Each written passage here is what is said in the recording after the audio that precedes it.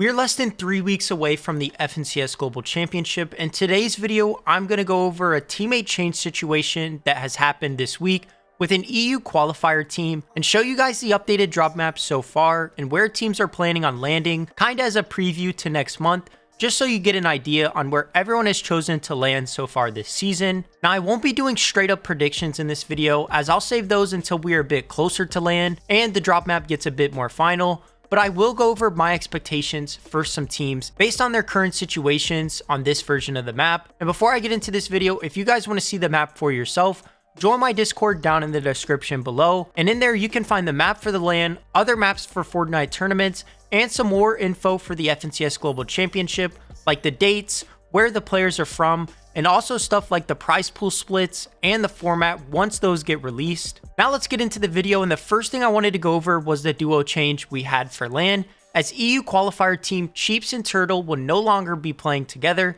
as Turtle will no longer be going to the LAN for personal reasons, and instead Cheeps will now be playing with NA player Iamzo. And if you're wondering why he chose Iamzo, it's because unlike last year, we will actually once again be having backups for LAN this year, and the backups were chosen from the top 14 to 19 teams in last season's NA FNCS Grand Finals. And these were chosen because the LAN is in America, in Texas, and choosing players who are already from the area is a lot easier for them to be backups for location and visa reasons. But there also were a couple EU players that are backups for the LAN, like Mixon and Yapko. But players like Blaha and Tayson actually turned down the opportunity to be a backup for this LAN. I'm not sure exactly why they turned them down, but you can only believe after a pretty rough year for Tayson, probably the worst year of his career, that he probably just doesn't want to go and fully wants to reset for next year. I am happy that they actually chose to have backups for this year, especially since last year we had a team get DQ'd obviously,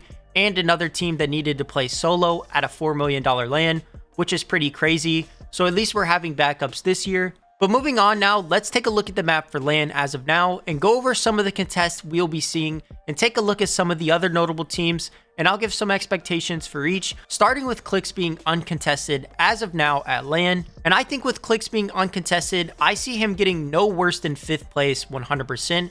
And I think they can get all the way up to 1st place. If they're uncon and they're getting that forecast tower like they got last season, I have very high expectations for them. And we have had Peterbot say he wants the forecast tower this season, but I just don't really think Peterbot's going to be able to get the forecast tower at LAN.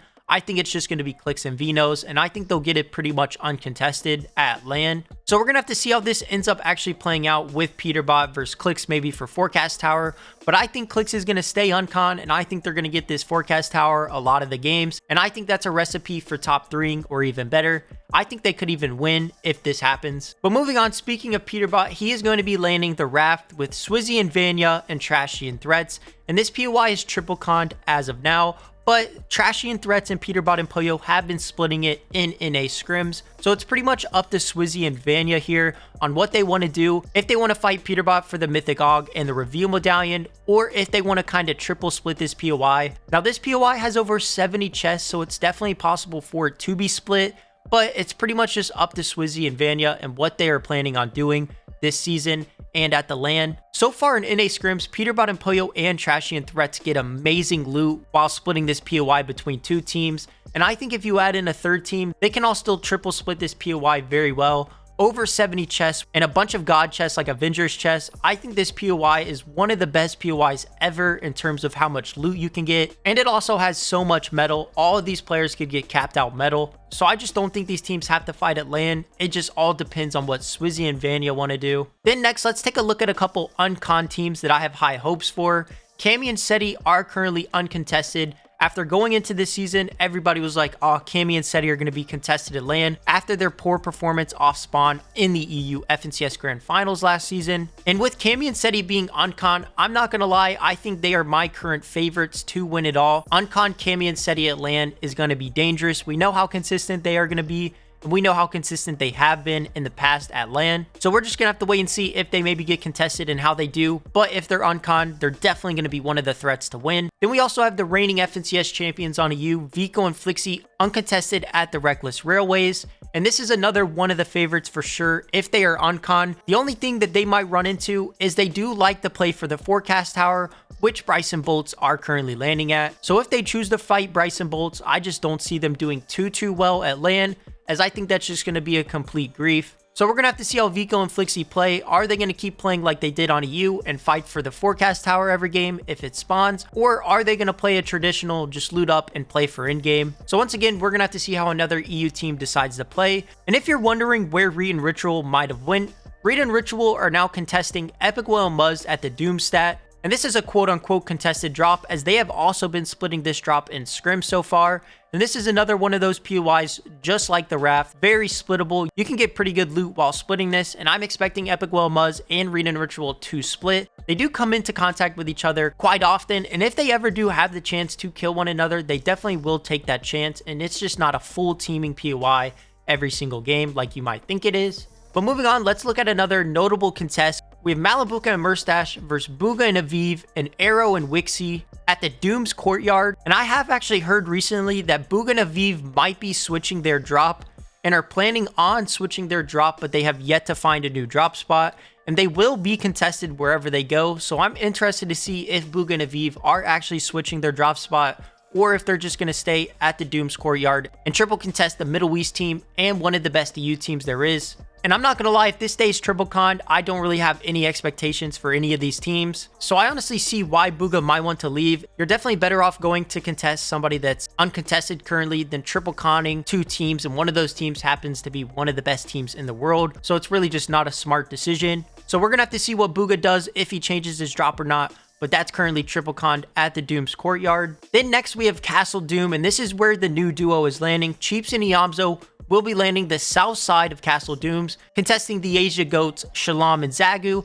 Shalom got 5th place at last year's FNCS Global Championship, if you remember, with his teammate MK Papa, but MK Papa sadly did not qualify this year, and instead he is playing with arguably the Asia Goat, Zagu now. And they also have Rezon and Vidil landing at their POI, and Rezon and Vidil will be landing the northern part of this POI and getting the Mythic and the Medallion every game.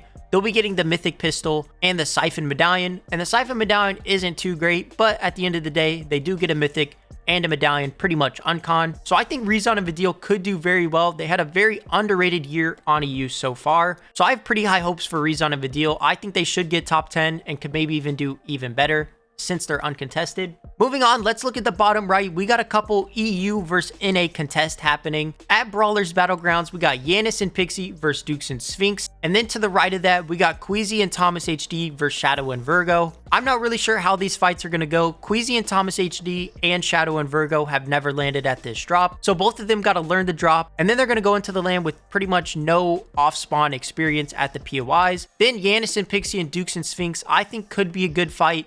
But I also could maybe see them splitting. You really never know with LANs. People try to split whatever they possibly can. Then we also have a couple more EU versus NA off-spawn fights. We have Acorn and Cold versus Andalex and Sato at the Brutal Beachhead.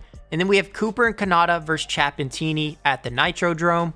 And these are also two POIs that could potentially be split. But if they were to fight, I would give the upper hand to Cooper and Kanata, as I just don't really trust controller players off spawn. And also with the aim assist being kind of broken right now. And then I also give the upper hand to Acorn and Cold, as they're just a better team. And they're probably just a better team off spawn. But I do think Andalex and Sato will put up a very good fight. The French players I feel like are normally pretty good off spawn. So we're just going to have to see how both of these go. Maybe they both get split. Maybe they both fight every game. You really don't know at a LAN. Then taking a look at everything else on the map, there's a lot of good teams uncontested and also a lot of other contests. We have Batman and Booga and Rapid currently uncontested. Ping and Walks, one of the best EU teams, currently uncontested as well. All of Underworld. Bryson Bolt's a really good NA team uncontested. CZB and Nathan, I think, are one of the most underrated teams going into the LAN. They're uncontested. Trulets and Chicho, one of the best EU teams uncontested. Then we have drops like Rebels Roost, Triple Con by Sky and Scroll, Kazi and Aspect, Huddy and Kovacs. And then we have drops like Mount Olympus, conned by two Brazil teams, Ed and Persa, and Gon and Knight. And they're probably obviously going to split this. They're both from the same region, kind of like Epic Whale, Muzz, and Reed and Ritual. they're probably going to split that POI. But overall, this is the current drop map for the FNCS Global Championship as of right now. And I want you guys to comment down below, who are your current favorites based on this drop map? And also, who do you expect to do really well? So let me know, who do you think is going to win the LAN? And also maybe a couple other teams that you expect to do very well. And maybe try to throw in a couple teams from other regions like Asia, Middle East, OC, and Brazil that you expect to do well with the current situations. And let's show a little bit of love to the smaller regions. But like I said earlier, join my Discord down in the description below, and you can see this map whenever it updates in there. And also, as always, if you guys are new to the channel, make sure to subscribe and turn on notifications to never miss out on a video just like this. I got some other videos planned that I want to do for the FNCS Global Championship, maybe going over the players I think are the best players on every single region heading into the LAN, and also maybe the best duos on every region heading into the LAN as well. And then also we're going to have the prediction video for the LAN once we get closer to that, as well as the other normal videos like news videos and Cash Cup recaps. So if you are new, make sure to subscribe. And also, if you enjoyed this video, make sure to drop a like on it, as it would help it get pushed out to more people. And that's going to do it for me in this video, guys. Thank you all for watching, and I will see you next time.